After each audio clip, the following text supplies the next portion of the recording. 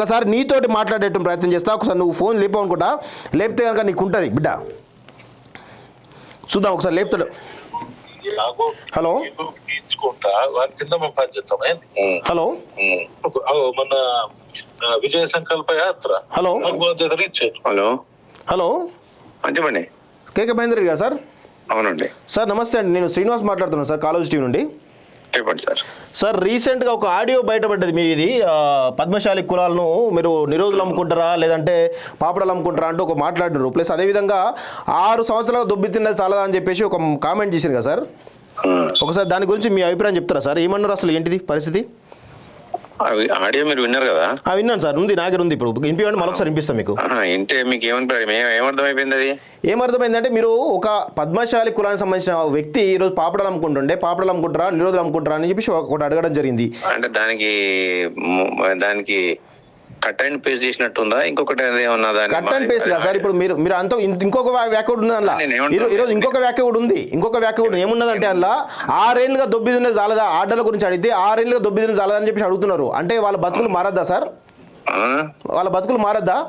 నేను ఏమంటున్నా సార్, మీరు అన్నదానిలో ఏంటంటే పూర్తి పాఠాన్ని మీరు చూసిన తర్వాత. పూర్తి పాఠమే సార్, నాకు ఆడియో బయటకు వచ్చిన ఆడియోనే పూర్తి పాఠం చూసిన తర్వాత నాకు అర్థమవుతా ఉంది. ఆడియో కట్ అండ్ పేస్టులతో వచ్చిన ఆడియో అది సార్.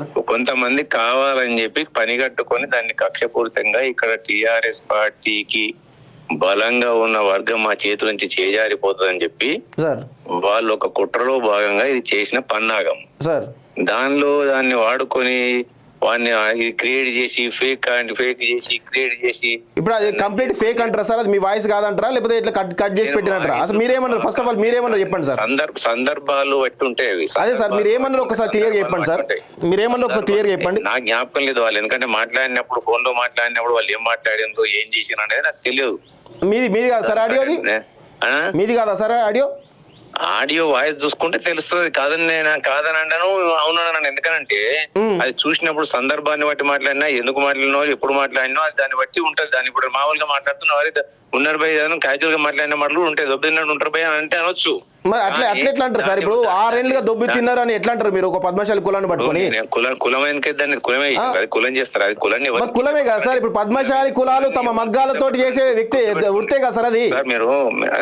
మీరు అగ్రెసివ్ గా మాట్లాడినంత మాత్రం అగ్రెసివ్ కాదు సార్. ఇప్పుడు ఎవరికైనా కానీ ఒక ఆవేదన ఉంటది, ఒక ఆవేదన ఉన్నప్పుడు మాట్లాడతారు, బరాబర్ మాట్లాడతారు. ఒక కులాన్ని, ఒక కుల వృత్తిని కించపరిచినప్పుడు బరాబర్ మాట్లాడతారు సార్. మీరు అంటే ఉద్యమకారుడిగా మీకు చాలా గౌరవం ఉంది తెలంగాణ సమాజంలో. తెలంగాణ సమాజంలో ఒక ఉద్యమకారుడిగా ఈరోజు కల్వకుంట్ల కుటుంబం చేతిలో మీరు మోసపోయిన దాంట్లో ఒక గౌరవం ఉంటుంది. కానీ మీలాంటి వ్యక్తులు ఈరోజు ఒక కులాన్ని కించపరచడం ఏదైతే ఉందో ఇది మంచి పద్ధతి కాదు. మీరు ఇమీడియట్ గా క్షమాపణ చెప్తారా లేదా ఒకసారి చెప్పండి. ఇప్పుడు నేను అనని పదాలను ఆవేశించి మీరు ఆవేశంగా మాట్లాడిన సార్. ఇప్పుడు మరి పూర్తి ఆడియో బయట పెట్టమంటారా? పూర్తి ఆడియో బయట పెట్టమంటారా? అసలు అలాంటి లేకుండా పూర్తి ఆడియో బయట పెడితే మీరు ముఖం పెట్టుకుంటే తెలుసా సార్? ఎన్ని బూతులు ఉన్నాయి తెలుసా? ఎన్ని బూతులు? నేను విన్నాను. అందులో అన్ని బూతులు పెడితే మీకు ఉన్న పరపతి కూడా పోతానే దాంట్లో కొంత కట్ చేసేది తెలుస్తా ఉంది. పూర్తి ఆడియో వింటే మరి మీరు ముఖం మీద పెట్టుకుంటారు. మరి అది కూడా ఒకసారి తెలుసుకోండి సార్. పూర్తి ఆడియో పెట్టుకుంటారు మరి? చెప్పండి, పెట్టిస్తాం మేము కూడా. ఇప్పుడు ఒకటి వినండి బ్రదర్ సార్, మీరు ఆవేశంగా మాట్లాడుతున్న మాట్లాడే అవకాశం ఇస్తలేరు మీరు. చెప్పండి, మీరు చెప్పండి. అవకాశం ఇచ్చినప్పుడు డెఫినెట్ గా నేను మాట్లాడండి సార్. ఇప్పుడు దాన్ని ఎందుకు కంకాక్ట్ చేసిండ్రు? సరే నేను ఎప్పుడో మాట్లాడిన అయ్యాలని ఎందుకు పెట్టిన బయట? సరే ఎప్పుడో మాట్లాడి ఉండొచ్చు, బహుశా అనుకుందాం ఒక మాట మాట్లాడి ఉండొచ్చు అనుకుందాం. ఇవాళ ఎందుకు బయట పెట్టిండ్రు? అప్పుడు మాట్లాడినప్పుడు ఎందుకు బయట పెట్టలేదు? అది ఎప్పటి సార్? ఇది 1 వీక్ 10 days బ్యాక్ సార్. మాట్లాడినా కూడా నాకు తెలియదు. ఎప్పుడు మాట్లాడినా కూడా ఒకవేళ మాట్లాడుంటే ఎప్పుడు మాట్లాడినా కూడా నాకు తెలియదు. అది ఇప్పుడు ఎందుకు పెట్టినా దానికి ఒక రాజకీయ కుట్ర దాగి ఉన్నది. అది మాట్లాడినప్పుడు అయితే ఓపెన్ గా మాట్లాడాలి, సాటుకు మాట్లాడినా ఏది మాట్లాడినా అది తప్పుగానే ఉంటది. అది కులాన్ని గురించి కించపరచడం అనేది తప్పే. అది దాన్ని కాదని ఎవరు అనరు. దాన్ని మీరు కించపరచలేదంటారా? ఒక కులాన్ని గురించి కించపరిచి మాట్లాడేంత ఈ స్థితిలో నేను లేను, గుర్తుపెట్టుకున్నాను ఫస్ట్ అండ్ ఫార్మోస్ట్. కానీ మీరు అన్నారు కదా 6 ఏళ్లలో దొబ్బి తిన్న చాలా అని అన్నారు కదా. అంటే 6 ఏళ్లలో ఆ పద్మశాలి కులస్తులు అంత దొబ్బి తిన్నారని మీరు అనుకుంటున్నారా? పద్మశాలి కులస్తులం అన్నమా ఏమన్నా అనేది మీకు పూర్తి తింటలేరు మీరు. క్లియర్ గా తెలుస్తుంది క్లియర్ గా తెలుస్తుంది సార్. ఆర్డర్ల గురించి మాట్లాడు, బతుకమ్మ సీరియల్ ఆర్డర్ల గురించి. బ్రదర్ నేను మీకు ఇచ్చిన ఇంటర్వ్యూ కాదు అది, మీకు చెప్పిన మీతో మాట్లాడిన మాటలు కాదు, ఎవరో చెప్పిందని మీరు సార్. మరి పూర్తి ఆడియో బయట పెట్టుకుంటారా? పూర్తి ఆడియో బయట పెట్టుకుంటారా? పూర్తి ఆడియో మా దగ్గర ఉంది, బయట పెట్టుకుంటారా? చూస్తాను మాట్లాడడం, మాట్లాడినప్పుడు వాటి మీద చర్చ పెట్టండి. మీరు అన్నది మొత్తం విన్న తర్వాత పూర్తి ఆడియోని బయట పెట్టుకుంటారా? ఇప్పుడు ఈ రోజు మీరు అన్నారు బాలు కయాతి అనే వ్యక్తి. బ్రదర్ నేను ఏమంటున్నా, మీరు మొత్తం విన్న తర్వాత నన్ను ఇప్పుడు ఇంటర్వ్యూలో కాలేజీలో ఒక డీటెయిల్డ్ ఇంటర్వ్యూ నేను ఇస్తాను మీకు సార్. ఇది మీరు కప్పిపుచ్చుకునే ప్రయత్నం చేస్తున్నారు సార్. దాని మీదనే మాట్లాడదాం, కప్పిపుచ్చుకునే ప్రయత్నం చేస్తున్నారు సార్. ఇది క్లియర్ గా ఒక కులాన్ని కించపరిచి దాన్ని కప్పిపుచ్చుకునే ప్రయత్నం చేస్తున్నారు సార్. ఇది మాత్రం పద్ధతి కాదు సార్. కించపరిస్తే ఎవరు క్షమించారు బ్రదర్, నేను ఓపెన్ చెప్తున్నా. ఒక కులాన్ని కించపరిస్తే ఎవరు క్షమించారు? క్లియర్ గా తెలుసు సార్. బాలు కయాతి మీ గురించి క్లియర్ గా సార్ ఆర్డర్స్ ఏమైనా బతుకమ్మ శిల ఆర్డర్ గురించి మీరు ఒక కాంగ్రెస్ నాయకుడు ప్రభుత్వంలో ఉన్నారు కదా అని అడిగితే 6 ఏళ్ళు దొబ్బి తిన్నది చాలదా అని చెప్పేసి అన్నారు. మరి దాని గురించి ఏమంటారు సార్ మీరు?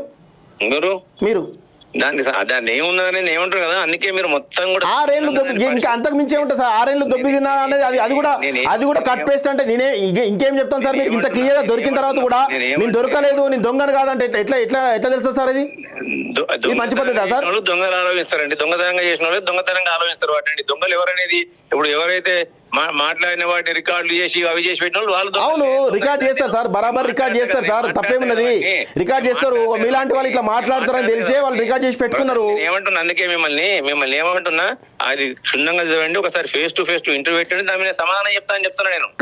తప్పైనప్పుడైతే నేను తప్పకుండా తప్పే. ఇప్పుడు క్లియర్ గా తప్పని.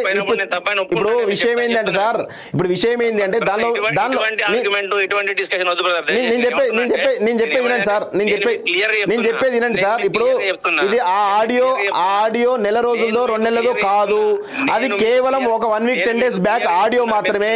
అందులో భాగంగానే దాన్ని క్షుణ్ణంగా వింటాను సార్. ఇప్పుడు నేను ఫేస్ టు ఫేస్ డిబేట్ పెట్టండి, నేను దానికి సమాధానం చెప్తాను. ఖచ్చితంగా డిబేట్ పెడతాం, ఖచ్చితంగా సిరిసిల్లకే వస్తాం. కేవలం దాడి చేసి నేను దాని మీద లబ్ధి పొందాలనుకుంటే అది లబ్ధి పొందులు మాకేమవసరం సార్?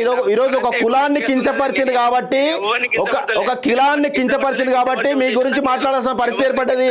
మీరంటే చాలా గౌరవం మాకు, ఒక ఉద్యమకారుడిగా, కల్వకుంట్ల కుటుంబంలో మోసపోయిన వ్యక్తిగా మీరంటే మాకు చాలా గౌరవం. కానీ మీరు ఇలా ఒక అగ్రకుల అహంకారంతో ఈరోజు మీరు ఇలా మాట్లాడడం కరెక్ట్. ఒక బహుజన వర్గాన్ని, బహుజన కులాన్ని ఇలా విమర్శించడం కరెక్ట్ కాదన్న ఉద్దేశంతో మేము మాట్లాడుతూ ఉన్నాం, నిలదీస్తా ఉన్నాం. మీరు ఒక కంక్లూజన్ వచ్చినప్పుడు నేను దాన్ని ఏం చేయలేను. కంక్లూజన్ కాదు, ఇది క్లియర్ గా ఆడియోలో తెలుస్తా ఉంది.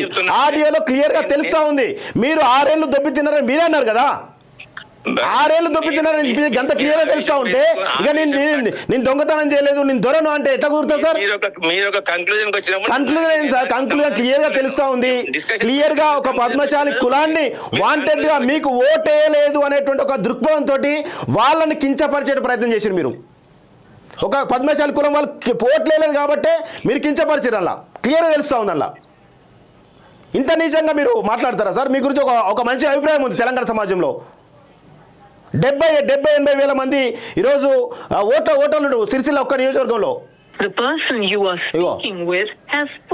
హోల్డ్ లో పెట్టిండు ఈ మనిషి, హోల్డ్ లో పెట్టిండు.